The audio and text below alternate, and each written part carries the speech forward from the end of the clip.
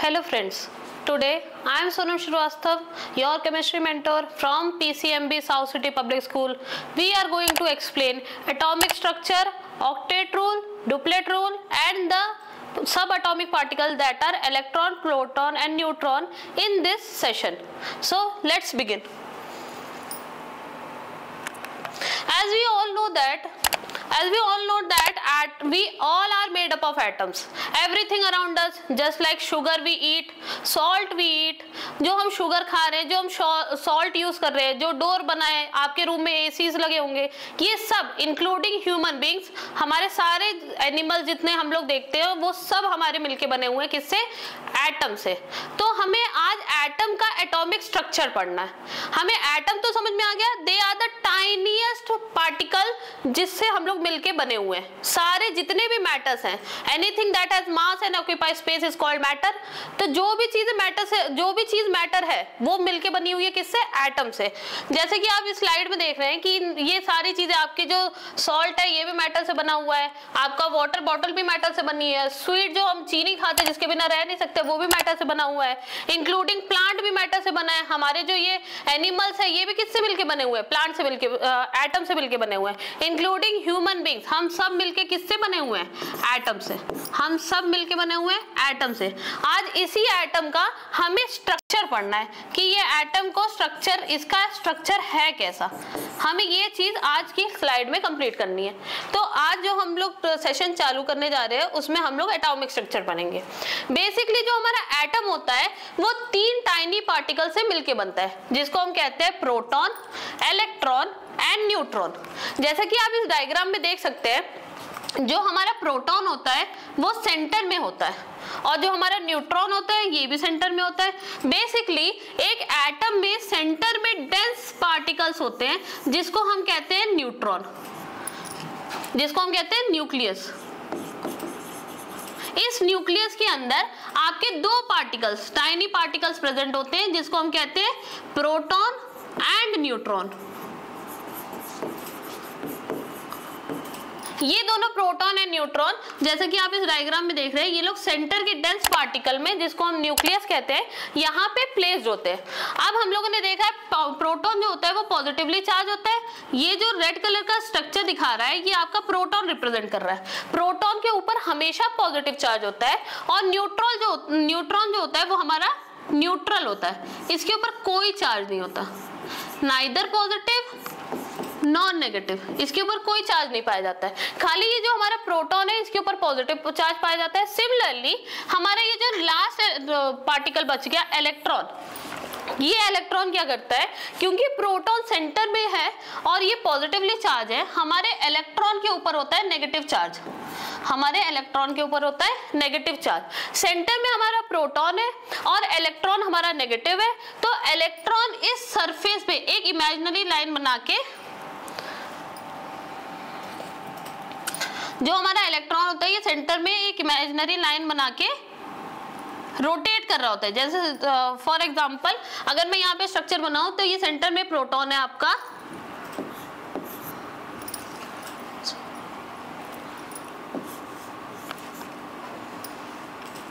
Centre, जैसा कि हम लोग देख रहे हैं कि सेंटर में होता है हमारा प्रोटॉन जो पॉजिटिवली चार्ज होता है और सिमिलरली हमारा जो इलेक्ट्रॉन होता है वो नेगेटिवली चार्ज होता है. ये इलेक्ट्रॉन क्या करता है, एक इमेजिनरी ऑर्बिट के थ्रू प्रोटॉन के अगल बगल, दैट मींस न्यूक्लियस के अगल बगल रिवॉल्व कर रहा होता है. जैसा कि आपने देखा है हमारा जो सोलर सिस्टम होता है उसमें सन सेंटर में होता है और सन के अगल बगल जो हमारे प्लैनेट होते हैं वो रिवॉल्व कर रहे होते हैं in the imaginary orbit. Imaginary orbit में हमारे जो प्लैनेट होते हैं वो सन के अराउंड रिवॉल्व कर रहे होते हैं. इसी के सिमिलर वे में जो हमारा सेंटर होता है एक एटम का, उसमें प्रोटॉन पॉजिटिवली चार्ज होता है और न्यूट्रॉन के ऊपर कोई चार्ज नहीं होता. क्योंकि ये पॉजिटिवली चार्ज है इसी वजह से जो इलेक्ट्रॉन होता है वो एक इमेजिनरी लाइन बना के आपका इलेक्ट्रॉन जो होता है वो इमेजिनरी ऑर्बिट में आपका प्रोटॉन के अगल बगल सराउंड कर रहा होता है. ये है हमारा एक एटम का नॉर्मल स्ट्रक्चर.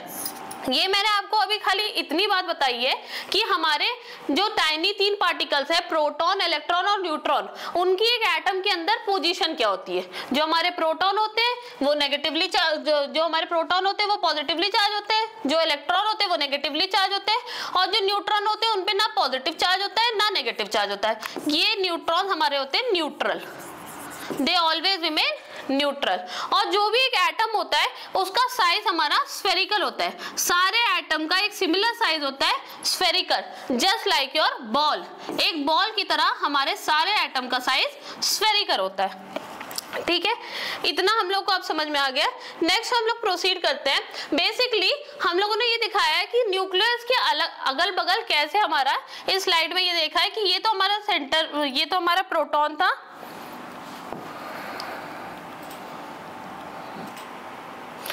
अब इस हम लोगों ने पिछले बार में देखा था कि जो प्रोटॉन होता है वो पॉजिटिवली चार्ज होता है और जो इलेक्ट्रॉन होता है वो हमारा नेगेटिवली चार्ज होता है। और मैंने आपको ये बताया था कि जो प्रोटॉन होता है वो सेंटर में रहता है न्यूक्लियस के साथ, एंड सिमिलरली आपका जो इलेक्ट्रॉन होता है वो रिवॉल्व करता है around an imaginary axis, around an imaginary axis पे ये रोटेट कर रहा होता है। ठीक है, अब ये ऐसा क्यों होता है कि आपका जो इलेक्ट्रॉन है वो ये इमेजिनरी ऑर्बिट पे, जिसको हम एनर्जी शेल भी कह सकते हैं, एनर्जी शेल, इस एनर्जी शेल में ये इलेक्ट्रॉन क्यों रिवॉल्व करता है। ऐसा क्यों नहीं होता कि इलेक्ट्रॉन भी प्रोटॉन और न्यूक्लियस के साथ यहीं पे रहे, न्यूक्लियस के अंदर। प्रोटॉन भी हमारा, न्यूट्रॉन और प्रोटॉन और इलेक्ट्रॉन तीनों अंदर के अंदर रहे, क्योंकि तीनों सब एटॉमिक पार्टिकल्स हैं। ऐसा क्यों होता है कि इलेक्ट्रॉन ही खाली रिवॉल्व कर रहा होता है एक इमेजिनरी एनर्जी शेल की ऑर्बिट में? क्योंकि हमने ये देखा है कि प्रोटॉन हमारा जो है वो पॉजिटिवली चार्ज है और जो हमारा इलेक्ट्रॉन है वो नेगेटिवली चार्ज है। आप लोगों ने पढ़ा होगा कि हमारा जो पॉजिटिव और नेगेटिव चार्ज होते हैं ये आपस में एक दूसरे को अट्रैक्ट करते हैं। सिमिलरली अगर हमारे पॉजिटिव और पॉजिटिव चार्ज है तो ये रिपल्शन कॉज करेंगे, लेकिन अगर हमारे ऑपोजिट चार्ज है तो ये अट्रैक्शन क्रिएट करते हैं। इसी अट्रैक्शन की वजह से प्रोटॉन और इलेक्ट्रॉन के बीच में एक फोर्स डेवलप हो जाती है जिसको हम कहते हैं इलेक्ट्रोस्टैटिक फोर्स।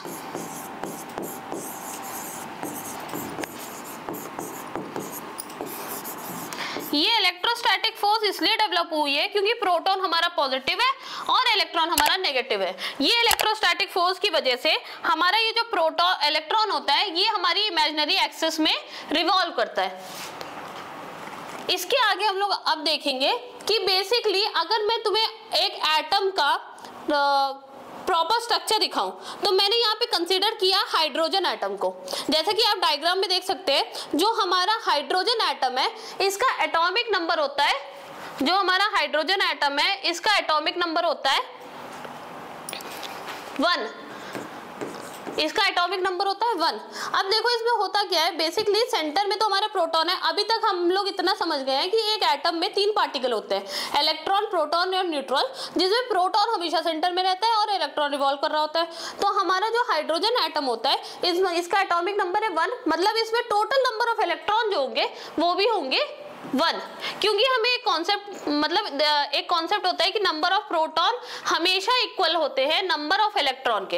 ये क्यों होता है? क्योंकि एटम जो होता है वो इलेक्ट्रिकली न्यूट्रल होता है। Atom is always electrically neutral. Atom के ऊपर आपका कोई भी चार्ज नहीं होता है।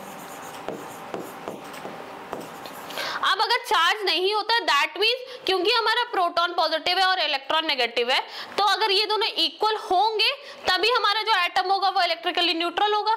इसलिए हमारे जितने भी इलेक्ट्रॉन होते हैं वो हमेशा इक्वल किसके होते हैं? प्रोटॉन के। यहाँ से हमको एक वो मिल गई इक्वेशन कि हमारा नंबर ऑफ प्रोटॉन जो होता है वो हमेशा इक्वल होता है किसके? नंबर ऑफ इलेक्ट्रॉन के। और हम इसको एक और चीज से इक्वल कर सकते हैं कि हमारा जो नंबर ऑफ इलेक्ट्रॉन और नंबर ऑफ प्रोटॉन होता है वो हमेशा इक्वल होता है एटॉमिक नंबर के, दैट इज जिसको हम रिप्रेजेंट करते हैं Z से। एक हमारे पास इक्वेशन है कि number of electron is always equal to number of proton और नंबर ऑफ इलेक्ट्रॉन जितने होंगे उतना ही हमारा एटॉमिक नंबर होगा। सिमिलरली जितने नंबर ऑफ प्रोटॉन होंगे उतना ही हमारा एटॉमिक नंबर होगा। तो अगर कोई आपको क्वेश्चन दे कि हमने आपको एटॉमिक नंबर बता दिया है, अगर आपके क्वेश्चंस में आए कि आपको एटॉमिक नंबर पता है, आपको एटॉमिक नंबर से नंबर ऑफ इलेक्ट्रॉन बताने हैं, तो मेरे अकॉर्डिंग आप बता ले जाएंगे, क्योंकि नंबर ऑफ इलेक्ट्रॉन और नंबर ऑफ प्रोटॉन हमेशा एक दूसरे के इक्वल होते हैं और ये दोनों हमेशा इक्वल होते हैं एटॉमिक नंबर के। यहाँ पे हमने हाइड्रोजन एटम को कंसीडर किया है। हाइड्रोजन एटम का एटॉमिक नंबर होता है 1। अब क्योंकि हाइड्रोजन एटम का एटॉमिक नंबर होता है 1 और इस इक्वेशन के अकॉर्डिंग हमें ये पता चल गया कि इसमें सबसे ज्यादा जो नंबर ऑफ इलेक्ट्रॉन है वो है तुम्हारे 1, क्योंकि एटॉमिक नंबर 1 है। तो हमने इस इक्वेशन से फाइंड कर लिया कि हमारे इलेक्ट्रॉन भी जो होंगे 1 होंगे, क्योंकि इलेक्ट्रॉन के ऊपर नेगेटिव चार्ज होता है तो हमने यहाँ पे -1 लगा दिया। सिमिलरली हमारा जो प्रोटॉन है, क्योंकि एटम इलेक्ट्रिकली न्यूट्रल होता है, हमारा प्रोटॉन भी यहाँ पे 1 है और इसके ऊपर क्योंकि पॉजिटिव चार्ज होता है तो हमने यहाँ पे प्लस लगा दिया है। अब देखो ये इलेक्ट्रिकली न्यूट्रल क्यों होता है? एक ही प्रोटॉन होता है और एक ही इलेक्ट्रॉन होता है, दोनों आपस में एक दूसरे को कैंसिल आउट कर देते हैं। जैसे हम लोगों ने मैथ्स में पढ़ा है कि अगर एक साइन है 2 + 2 और -2 लिखा हुआ है तो ये दोनों अपने आप को कैंसिल आउट करके 0 कर देंगे। ऐसे ही हमारा एक पॉजिटिव प्रोटॉन है और एक हमारा नेगेटिव इलेक्ट्रॉन है, तो इन लोगों ने 1-1 चार्ज दोनों कैरी कर रहे हैं, इन लोगों ने आपस में एक दूसरे को कैंसिल आउट कर दिया, इसलिए हमारा जो एटम हो गया वो इलेक्ट्रिकली न्यूट्रल हो गया। ये कॉन्सेप्ट मैंने आपको हाइड्रोजन एटम कंसीडर करके बताया है कि हमारा एटम एक न्यूट्रल पार्टिकल क्यों होता है। इससे हमने ये चीज सीखी कि हमारा जो एटम होता है वो न्यूट्रल पार्टिकल होता है, साथ में जो नंबर ऑफ प्रोटॉन होते हैं वो हमेशा इक्वल होते हैं नंबर ऑफ इलेक्ट्रॉन के, और नंबर ऑफ इलेक्ट्रॉन और नंबर ऑफ प्रोटॉन क्योंकि एक दूसरे के इक्वल है, ये हमेशा इक्वल होंगे आपके एटॉमिक नंबर के। फर्स्ट 20 एलिमेंट में आपका जो भी एटॉमिक नंबर होगा उतने नंबर ऑफ इलेक्ट्रॉन आपके ये जो एनर्जी लेवल है इस पे रिवॉल्व कर रहे होंगे। ठीक है, एनर्जी शेल के बारे में मैंने आपको बताया था, वो शेल वो इमेजिनरी लाइन जिस पे इलेक्ट्रॉन हमारा रिवॉल्व करता है। नेक्स्ट हम लोगों ने ये देखा है, it is an helium atom. यहाँ पे हम एक्सप्लेन करेंगे हीलियम एटम में न्यूट्रॉन की हम लोगों ने तीन टाइनी पार्टिकल पढ़े थे अभी तक, दैट इज प्रोटॉन, इलेक्ट्रॉन और न्यूट्रॉन।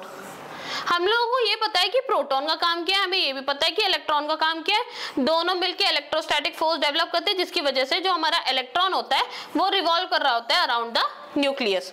लेकिन इसमें न्यूट्रॉन का क्या काम है? न्यूट्रॉन बेसिकली है क्यों अवेलेबल है हमारी लाइफ में या हमारे किसी भी पार्टिकल में? जब भी कोई चीज होती है उसके पीछे कोई ना कोई रीजन हमेशा होता है। तो ये न्यूट्रॉन यहाँ पे क्यों अवेलेबल है? क्या आप लोगों ने कभी सोचने की कोशिश की है कि न्यूट्रॉन क्यों होता है? 3 टाइनी पार्टिकल्स क्यों होते हैं? जब प्रोटॉन और इलेक्ट्रॉन की जरूरत है तो न्यूट्रॉन यहाँ पे क्यों अवेलेबल है? बेसिकली न्यूट्रॉन का काम क्या है? देखो हम लोगों ने पढ़ा था लास्ट प्रीवियस स्लाइड में कि नंबर ऑफ इलेक्ट्रॉन जो होते हैं हमारे,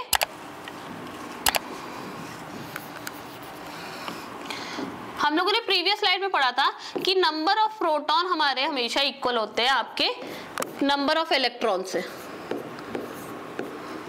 और जो हमारे नंबर ऑफ इलेक्ट्रॉन होता है वो हमेशा इक्वल होता है एटॉमिक नंबर के। तो हीलियम का हमारा एटॉमिक नंबर होता है 2। हीलियम का एटॉमिक नंबर होता है 2। इस हीलियम के एटॉमिक नंबर 2 की वजह से हमको ये समझ में आ गया कि हमारा जो टोटल नंबर ऑफ प्रोटॉन होंगे वो भी 2 होंगे और टोटल नंबर इलेक्ट्रॉन जो होंगे वो भी 2 होंगे। अब देखो होता क्या है, सेंटर में अगर आपके यहाँ पे अवेलेबल है ये प्रोटॉन है, सेंटर में पॉजिटिवली चार्ज पार्टिकल हमेशा प्रोटॉन होते हैं, तो ये एक इलेक्ट्रॉन हो गया और ये एक इलेक्ट्रॉन हो गया, हमारे पास 2 इलेक्ट्रॉन्स हो गए। सिमिलरली हमारे पास 2 प्रोटॉन भी हो गए। और मैंने आपको प्रीवियस स्लाइड में बताया था कि जो हमारे सिमिलर चार्जेस होते हैं, मैंने आपको प्रीवियस स्लाइड में बताया था कि हमारे जो सिमिलर चार्जेस होते हैं, फॉर एग्जांपल पॉजिटिव, ये आपस में एक दूसरे को रिपल्शन कॉज करेंगे। रिपल्शन मतलब एक दूसरे से दूर हो जाएंगे। जैसे like charges always ripple each other, ये आप लोगों ने फिजिक्स में भी पढ़ा होगा और केमिस्ट्री में भी पढ़ा होगा। तो लाइक चार्जेस जो होते हैं वो हमेशा एक दूसरे को रिपल आउट करते हैं। अब ये आपका है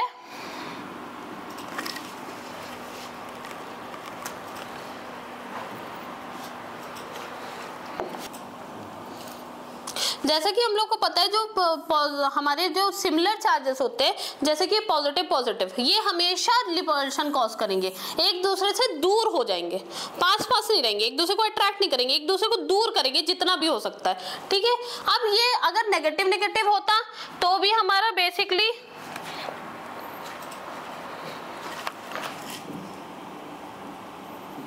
अगर ये नेगेटिव नेगेटिव चार्ज होता तो भी ये रिपल्शन कॉज करता। हमेशा हमारे जो लाइक चार्जेस होते हैं वो एक दूसरे को क्या करते हैं, रिपल आउट करते हैं। Like charges always ripple out.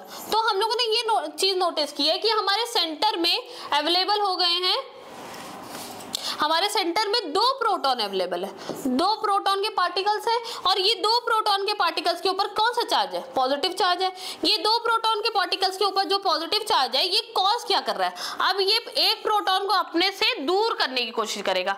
अगर ये एक प्रोटॉन है तो ये बहुत कोशिश करेगा कि इसका दूसरा प्रोटॉन या तो एटॉमिक स्ट्रक्चर छोड़ के बाहर चला जाए या तो इससे एकदम एक्सट्रीम दूरी पे रहे। इसी वजह से अब एक्शन में आता है हमारा न्यूट्रॉन। न्यूट्रॉन का मतलब क्या है, मैंने तुम लोगों को स्टार्टिंग में बताया था कि न्यूट्रॉन जो होता है हमारा ये न्यूट्रल होता है। जो हमारा न्यूट्रॉन होता है ये क्या होता है, ये न्यूट्रल नेचर का होता है। ये ना पॉजिटिव होता है ना ही नेगेटिव होता है।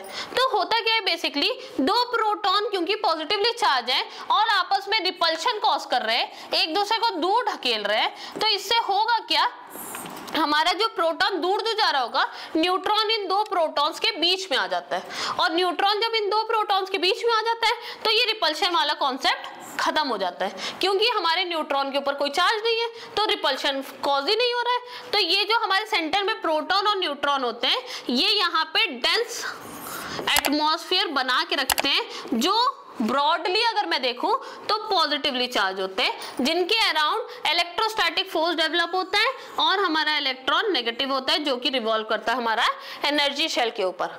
अगर मैं आपको हीलियम मॉलिक्यूल का एटॉमिक स्ट्रक्चर फिर से बना के ड्रॉ करके दिखाऊं तो सेंटर में हमारे होते हैं 2 प्रोटॉन, और 2 प्रोटॉन के साथ हमारे लगे होते हैं 2 न्यूट्रॉन, और इसके अगल बगल हमारे इलेक्ट्रॉन रोटेट कर रहे होते हैं, क्योंकि ये एटमोस्ट डिस्टेंस पे होते हैं ताकि रिपल्शन एक दूसरे को कॉज ना करे। अगर मैं एटॉमिक स्ट्रक्चर दिखाऊं तो ये हीलियम का एटॉमिक स्ट्रक्चर है, सिमिलरली जैसे ये वाला था, ठीक है।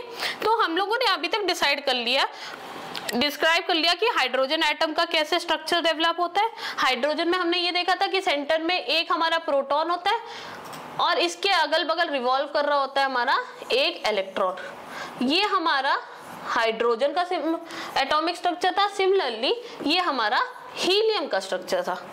हाइड्रोजन में एक प्रोटॉन है, एक इलेक्ट्रॉन है, एक इलेक्ट्रॉन एक प्रोटॉन के अगल बगल रिवॉल्व कर रहा है। सिमिलरली जो हमारा हीलियम है उसमें 2 प्रोटॉन 2 इलेक्ट्रॉन के अगल बगल रिवॉल्व कर रहे हैं, और क्योंकि हम लोगों को रिपल्शन वाली कॉन्सेप्ट नहीं देखना है इस वजह से यहाँ पे न्यूट्रॉन को ऐड कर दिया गया है। ये नेसेसिटी होती है किसी भी न्यूट्रॉन का एटॉमिक स्ट्रक्चर में प्रेजेंट होने की, ठीक है।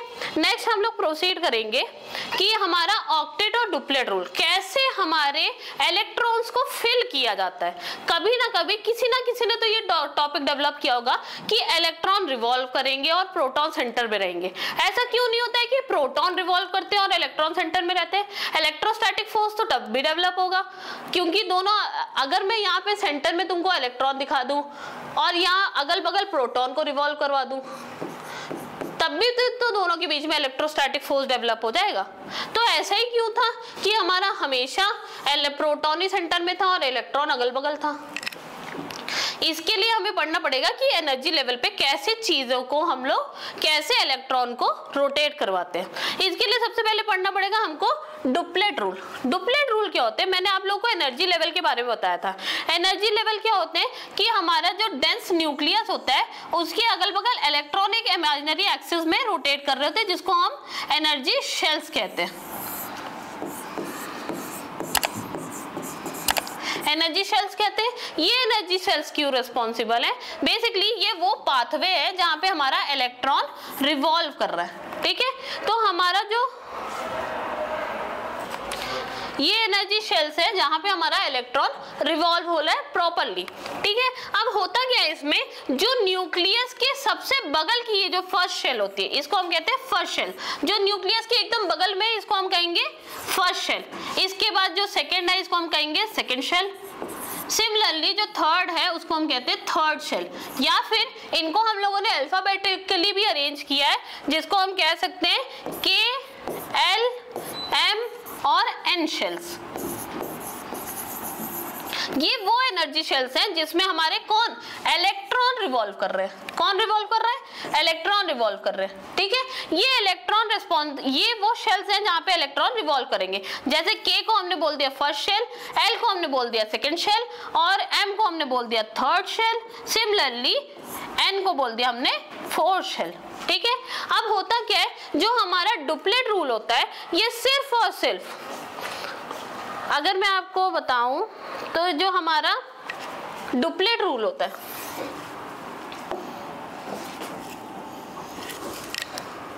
जो हमारा डुप्लेट रूल होता है, डुप्लेट रूल के अकॉर्डिंग जो हमारा के शेल है दैट इज फर्स्ट शेल।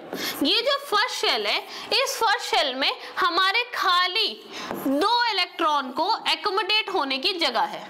मतलब ये जो हमारा न्यूक्लियस के बगल में, दिस इज आवर न्यूक्लियस, इस न्यूक्लियस के बगल में जो हमारा ये फर्स्ट शेल है जिसको हम के शेल भी कह सकते हैं, यहाँ पे मैक्सिमम कितने इलेक्ट्रॉन आएंगे, यहाँ पे मैक्सिमम आपके इलेक्ट्रॉन आते हैं ओनली 2 से ज्यादा इलेक्ट्रॉन नहीं आ सकते। इस शेल की कैपेसिटी ही है खाली 2 इलेक्ट्रॉन की। ये फर्स्ट इलेक्ट्रॉन हो गया और ये सेकेंड इलेक्ट्रॉन हो गया। अगर किसी का एटॉमिक नंबर 2 है तो उसमें खाली सिर्फ और सिर्फ आपके जो होंगे, अगर किसी का एटॉमिक नंबर 2 है, अगर किसी का एटॉमिक नंबर 2 है, जैसे हमने हीलियम के केस में देखा था, तो हीलियम में आपने देखा होगा फर्स्ट शेल ही कवर हुआ था और उसके दोनों इलेक्ट्रॉन यहाँ पे फिल हो गए थे। सिमिलरली हमने हाइड्रोजन देखा था जिसका एटॉमिक नंबर 1 था, उसमें सेंटर में न्यूक्लियस था और न्यूक्लियस के अगल बगल एक इलेक्ट्रॉन ट्रेवल कर रहा था, लेकिन अभी भी इसमें एक इलेक्ट्रॉन की जगह बाकी थी। अगर हम ऐसे देखें लिथियम को, अगर हम ऐसे कंसिडर करें लिथियम एटम को, एलिमेंट को, ठीक है, तो लिथियम का जो एटम है इसका एटॉमिक नंबर होता है 3। अब इसमें देखो, इसमें तो 2 से ज्यादा इलेक्ट्रॉन है और according to the duplet rule के अकॉर्डिंग हमारा जो फर्स्ट शेल है जैसे के शेल, इसमें कितने इलेक्ट्रॉन आ सकते हैं, सिर्फ और सिर्फ 2 इलेक्ट्रॉन्स आ सकते हैं। हमारा जो के शेल है इसमें सबसे ज्यादा कितने इलेक्ट्रॉन्स आ सकते हैं, ज्यादा से ज्यादा 2 इलेक्ट्रॉन्स आ सकते हैं। लेकिन हमारे इसमें देखो लिथियम में एटॉमिक नंबर क्या है 3। इससे हमें ये पता चला कि इसमें 3 इलेक्ट्रॉन भी है और इसमें 3 प्रोटॉन भी है। अब इसमें कैसे इलेक्ट्रॉन शेयर होगा, बेसिकली ये होता है, ऐसा थोड़ी होता है कि आपका ये जो इलेक्ट्रॉन है ये बोल दे कि भाई तुम थोड़ा इधर शिफ्ट हो जाओ या तुम इधर थोड़ा शिफ्ट हो जाओ, मैं यहाँ पे आ जाता हूँ, हम लोग साथ साथ में रहेंगे। ऐसा कभी नहीं होता। डुप्लेट रूल में होता क्या है, बेसिकली उसकी मैक्सिमम, किसी भी एलिमेंट की मैक्सिमम फर्स्ट शेल में जितनी टेंडेंसी है वो है 2 इलेक्ट्रॉन की, 2 इलेक्ट्रॉन्स की है। अब लिथियम का क्योंकि एटॉमिक नंबर 3 है तो हम इसका एटॉमिक स्ट्रक्चर देखेंगे। सेंटर में फिर से हमारा आ गया क्या, न्यूक्लियस, सेंटर में आ गया हमारा न्यूक्लियस और न्यूक्लियस के अगल बगल हमारा फर्स्ट शेल है जिसमें आ गए मैक्सिमम 2 इलेक्ट्रॉन, जिसमें मैक्सिमम आ गए कितने इलेक्ट्रॉन, 2 इलेक्ट्रॉन। अब होगा क्या, ये जो सिंगल इलेक्ट्रॉन बचा है इसमें से 2 इलेक्ट्रॉन तो यूटिलाइज हो गए। अब इसमें जो ये सिंगल इलेक्ट्रॉन बचा है 1 इलेक्ट्रॉन, ये क्योंकि अकेला है, ये अगर किसी के साथ भी होता तो ये नेक्स्ट एनर्जी लेवल में चला जाता और सिंगली सेकेंड लेवल में अपने आप को रिवॉल्व करता रहता। तो डुप्लेट रूल के अकॉर्डिंग आपके फर्स्ट शेल में हमेशा 2 इलेक्ट्रॉन ही आएंगे, चाहे आपके पास 1 ज्यादा हो, चाहे किसी एटम के पास 2 ज्यादा हो, चाहे किसी एटम के पास 3 ज्यादा हो। लेकिन अगर उसके पास फर्स्ट शेल में सिर्फ और सिर्फ 2 इलेक्ट्रॉन ही आ सकते हैं, ये हमारा एक्सप्लेन करता है डुप्लेट रूल और ये सिर्फ और सिर्फ एप्लीकेबल होता है फर्स्ट शेल के लिए। ऐसे ही हमारा जो सेकंड शेल होता है, अगर हम देखें ऑक्टेट रूल, अभी तो हमने डुप्लेट रूल समझा था, अब हम देखेंगे ऑक्टेट रूल। ऑक्टेट रूल के अकॉर्डिंग क्या है, ये इलेक्ट्रॉन की फिलिंग के रूल है, कैसे इलेक्ट्रॉन को हम किसी एटॉमिक स्ट्रक्चर में फिल करते हैं ताकि हमें इलेक्ट्रॉन का रिपल्शन देखने को ना मिले। जैसे हमें अभी थोड़ी देर पहले प्रोटॉन का रिपल्शन देखने को मिला था, तो प्रोटॉन का रिपल्शन तो किसने नलिफाई कर दिया था? प्रोटॉन का रिपल्शन किसने नलिफाई कर दिया था? न्यूट्रॉन ने। प्रोटॉन का रिपल्शन किसने नलिफाई कर दिया था? न्यूट्रॉन ने। ऐसे ही जो हमारे इलेक्ट्रॉन है, इलेक्ट्रॉन में भी तो रिपल्शन का कॉन्सेप्ट आ रहा होगा। इलेक्ट्रॉन भी नेगेटिवली चार्ज है, सारे पार्टिकल्स आपस में, अगर हम इलेक्ट्रॉन ऐसे बगल बगल बगल बगल अरेंज कर देंगे तो ये भी तो रिपल्शन कॉज कर देंगे। ये रिपल्शन कॉज ना कर पाए, इसकी वजह से होता क्या, हमने ऑक्टेट और डुप्लेट रूल बनाया। क्योंकि फर्स्ट शेल छोटा होता है, न्यूक्लियस के एकदम बगल में होता है, सेंटर में न्यूक्लियस है, फर्स्ट शेल की एनर्जी लेवल कम है, यहाँ पे खाली 2 इलेक्ट्रॉन आ पाएंगे। ये तो हमारा था ऑक्टेट रूल, ये हमारा था डुप्लेट रूल कि फर्स्ट शेल में हमारे खाली 2 इलेक्ट्रॉन आ पाएंगे। अब जैसे मैंने तुमको लिथियम का एग्जांपल लिया था, ठीक है। फिर कार्बन का एटॉमिक नंबर 4 होता है, लिथियम का एटॉमिक नंबर हमारा 3 होता है। तो बेसिकली अब इसमें 1 इलेक्ट्रॉन ज्यादा है, लिथियम में हमारा 1 इलेक्ट्रॉन ज्यादा है, कार्बन में हमारा 2 इलेक्ट्रॉन ज्यादा है। ऐसे ही अगर हम ऑक्सीजन देखें तो ऑक्सीजन जो हमारे लिए रेस्पिरेटरी गैस है, जो हमारे जीने के लिए जरूरी है, ये ऑक्सीजन का एटॉमिक नंबर होता है हमारा 8। अब इसमें अगर देखो, अगर मैं एटॉमिक नंबर आपका 8 दैट इज ऑक्सीजन का एटॉमिक स्ट्रक्चर बनाऊं, तो सेंटर में फिर आ गया हमारा न्यूक्लियस। सेंटर में न्यूक्लियस आने की वजह से हो क्या रहा है, फर्स्ट शेल में हमारे आ गए कितने, total number of 2 electron according to the duplet rule.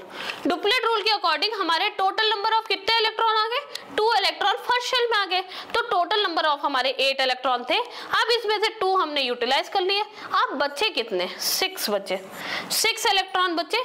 तो 6 इलेक्ट्रॉन तुम्हारे पूरे प्रॉपरली पहुंच जाएंगे सेकेंड शेल में।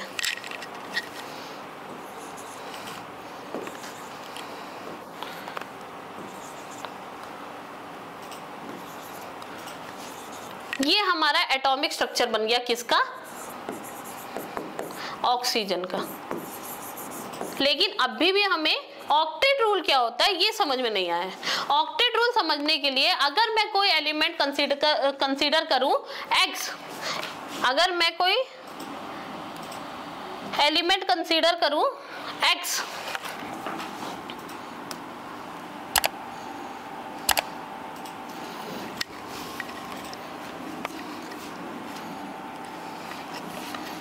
ऑक्टेट रूल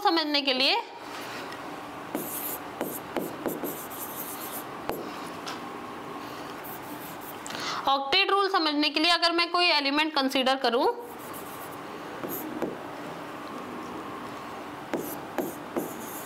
ऑक्टेट रूल समझने के लिए अगर मैं कोई एलिमेंट कंसीडर कर रही हूं x,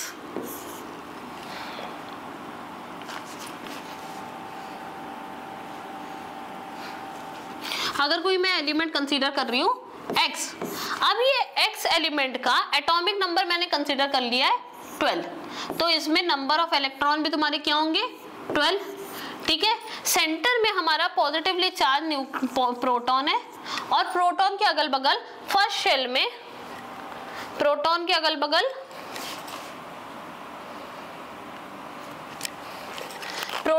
बगल हमारा फर्स्ट शेल है। इस फर्स्ट शेल में maximum according to the duplet rule maximum कितने इलेक्ट्रॉन आ सकते हैं, 2 इलेक्ट्रॉन आ सकते हैं। ये 2 इलेक्ट्रॉन आ गए। अब इसमें अगर हम देखें तो हमने 2 इलेक्ट्रॉन को यूटिलाइज कर लिया है according to the duplet rule, ठीक है।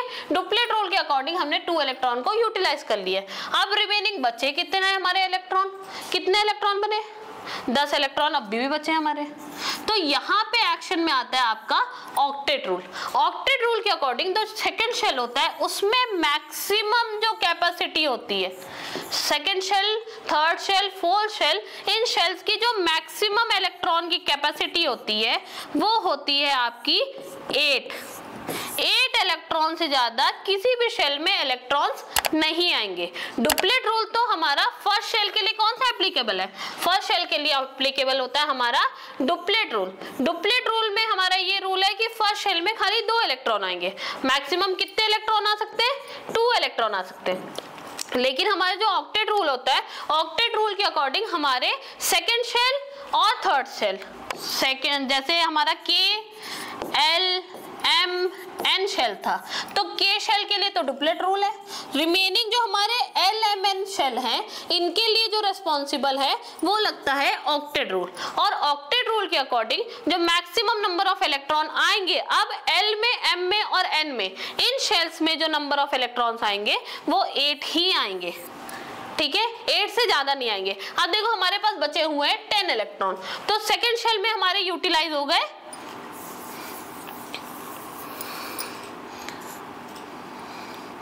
सेकेंड शेल में हमारे यूटिलाइज हो जाएंगे 8 इलेक्ट्रॉन, 1 2 3 4 5 6 7 8।